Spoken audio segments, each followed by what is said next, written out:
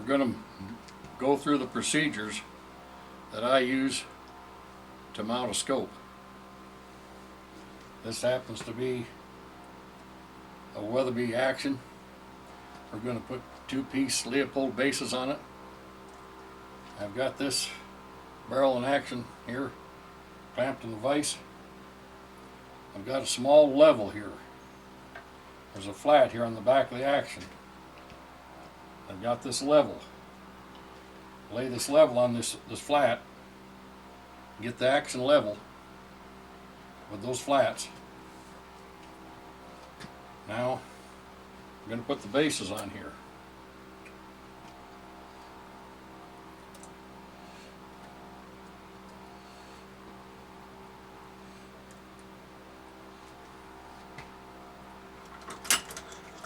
These screws happen to come with a sealant on the threads from Leopold. They suggest we use no other sealant other than that. So that's what we're going by.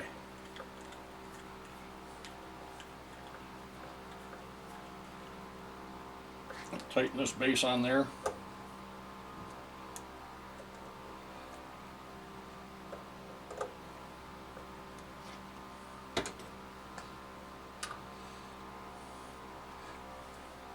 Tighten the other base on here the same fashion.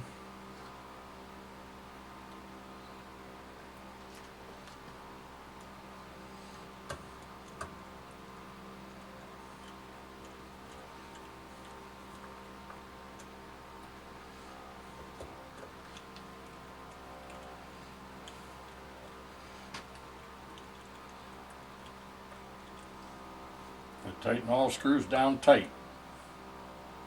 Tight is, you can't tighten them anymore.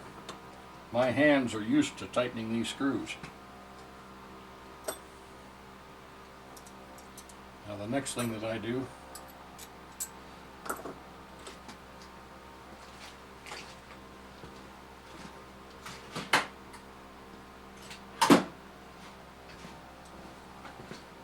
going to put this front dovetail ring in here. Slide this ring on this brass rod. Insert this in here. Got something I can twist that in there. You don't put it on the scope and twist it on there. You put it on like this. Now, put it on, looks like it's reasonably square to things. But we're going to make sure that it's perfectly square. I've got a small square here. This is a small tool maker square. I put the square on the side of the base.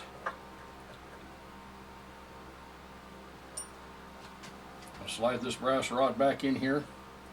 I just snug it. It's not just quite square. I'm going to bring it square. You've got to do this repeatedly a few times. It's important that that ring is square to the base. Otherwise it's going to have things not aligned properly. I go back and forth here a few times with this. This isn't a thing you can eyeball. You use the square. Use that hammer to just tap it just a little bit, because if you try to move it by hand, you're probably going to move it too much. Put the square back on here.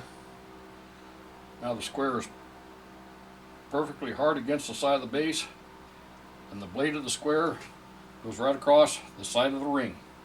That puts the ring on there square. It's not cocked.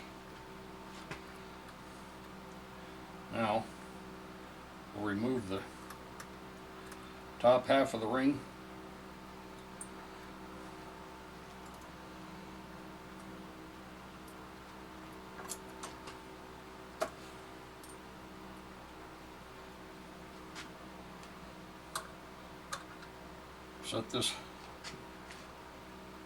set this back ring on here.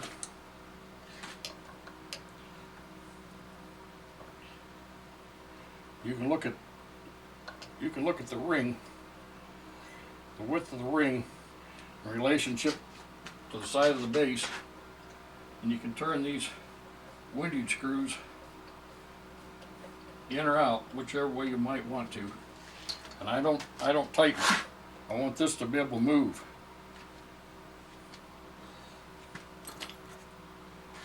There's a purpose why I want it to move, because I want both rings to line up with one another. You line it up with the scope.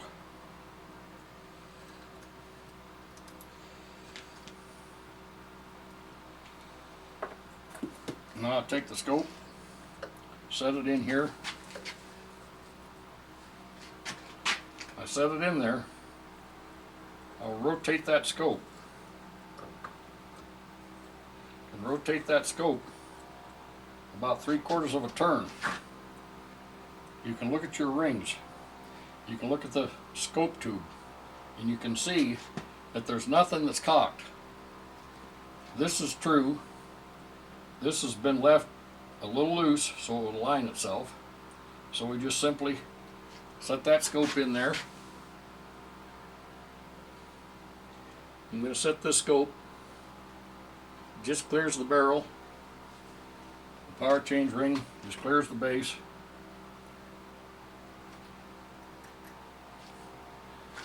I'm going to put the front ring half on here.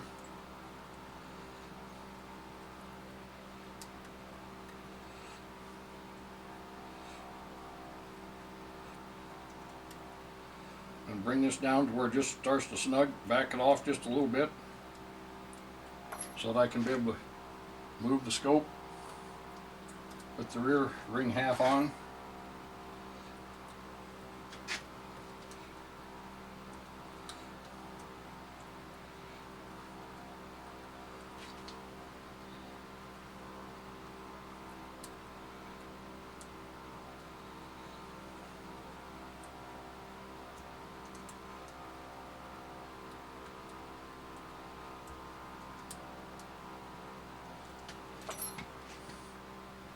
Now the scope is just snug just slightly, so I can move this. Now, I'm going to line up the reticle. Got the action true. Everything else is true. Now the reticle needs to be true. Got a line drawn over here on the wall.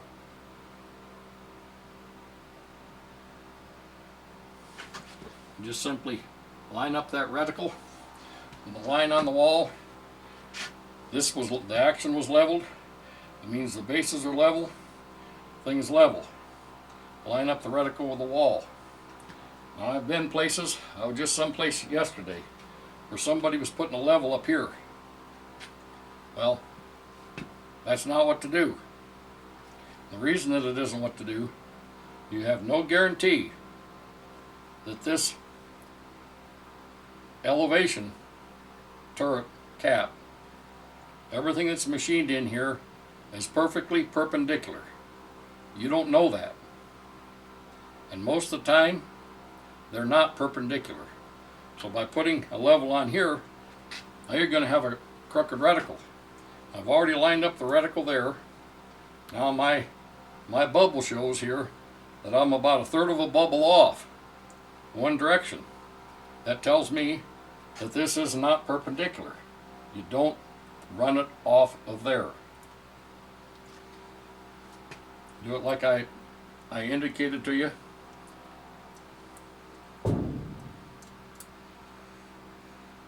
Snug these things down. Tighten them.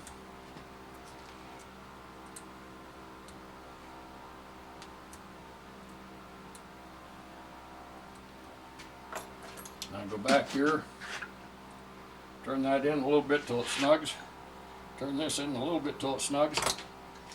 There you are. Scope's mounted. Scope's mounted perpendicular.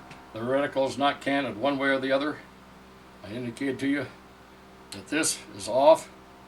That's not what to do, because it simply is not going to be true. There's a very short distance when this scope is made, the scope's put in a fixture, and a hole's machined through the scope wall to be able to accept the adjustment assembly. And if that doesn't come out exactly perpendicular, machined and threaded into there, then there's no way that this cap screwed onto there, if it's not perfectly perpendicular, that it can be level. This is why you don't do it here. You do it like I indicated, and you'll come out right. This is basically what you need to know, the basics to mount a scope. Now, there's a bit more to some of these things than people understand. I'm going to explain something to you. These things have been explained to me by Leopold people, by Zeiss people, and other people to do with scope adjustments. Now, I'll bore sight this. Once this rifle is put together, I'll bore sight it on the bench, on the range, on a target. Okay? This shows, like for instance, that I've got to go 2 inches left to get it onto center, and I've got to come down 6 inches. Well, here's what's been explained to me, and I'm going to go by it because I've tested it and I find out that this works. And here's what I'm about to explain to you. You don't just turn this 3 inches and turn this 6 inches. Take your adjustment caps off, you put a screwdriver on these things, and you run these elevation dials, this elevation dial in a turn and back out a turn. Then bore sight it and look at your target and make your adjustment to that 6 inches that you need to come down. Not going 6 inches automatically. What you're doing here with what I'm explaining to you is it's been described to me, and I understand scopes because I've worked in the scope industry. You are pre-loading the bias spring that holds tension against the adjustments. That spring has a set in it. Basically, it's been set to a position. You're putting some life into that spring by running it in a turn and out a turn, and then going to your adjustment. And you do the same thing over here. In a turn, out a turn, go to your adjustment. Once you've bore sighted it, checked it, go from there. This is always going to work better for you. Once you get it, once you've shot the rifle on the paper, now this has been preloaded by doing what I described to you to make your scope work. The scopes, almost no scope, will work perfectly and give you the exact required adjustment that you need by just simply turning a couple inches or 6 inches or whatever. That's not going to get it. Almost all of us, me especially, because I've remounted literally thousands and thousands of scopes, I found out many years ago that I'd move something, I'd want to go 2 inches, maybe it'd only go a half inch, or maybe it went 4 inches. Well, that is because this erector assembly and the bias spring, in unison with one another, has not been livened up so it will work properly for you. This is how it will work properly. I had a customer that had a problem. He talked to Leopold, told him the same thing that I said, and he tried it. He moved exactly what I said, turn in, turn out, just like they described to him, and then he went the required amount that he needed to, the several inches this way or that way, and lo and behold, where his rifle was shooting before, now it's right on a perfect 0. It just happens to work that worked out that way, or according to the adjustments in that particular scope. You're going to have to learn how everything works in your particular scope. Every rifle scope, whether it's a Leopold, whether it's a Zeiss, a Swarovski, a Night Force, doesn't make any difference. We've got scopes from various price ranges, really high quality scopes. They're all quality scopes. Some are just higher priced than others. But every one of these scopes has this situation where you've got an erector assembly and you've got the bias spring or bias springs, if they've got two springs in the scope, to hold tension up against your adjustments when you make your required adjustment for your impact on your target with your bullet.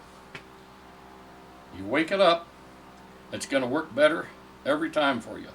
You'd really be surprised how well the scope works then. Much, much better than it does if you did it without doing what I described. That's it, folks.